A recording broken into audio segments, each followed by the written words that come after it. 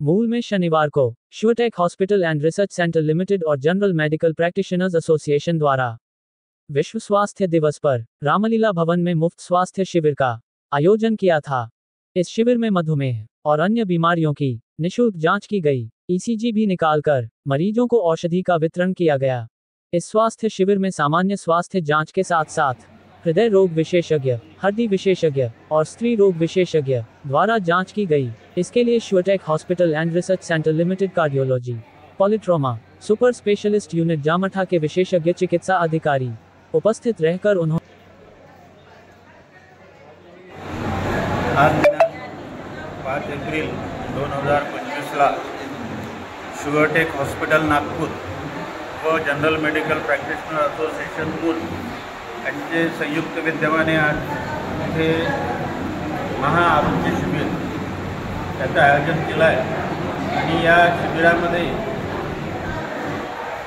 cardiologist, orthopaedic surgeon, general surgeon आणि gynaecologist या जे शिवटेक हॉस्पिटलचे तज्ज्ञ डॉक्टर्स आहेत ते येथील पेशंटची तपासणी करतील आणि जनरल मेडिकल प्रॅक्टिशनरचा मानस आहे की आम्ही या प्रकारचे निरनिराळे आरोग्य कॅम्प घेऊन लोकांना जेवढ्या मेडिकल सेवा देता येतील, आरोग्य सेवा त्यांना पुरवता येतील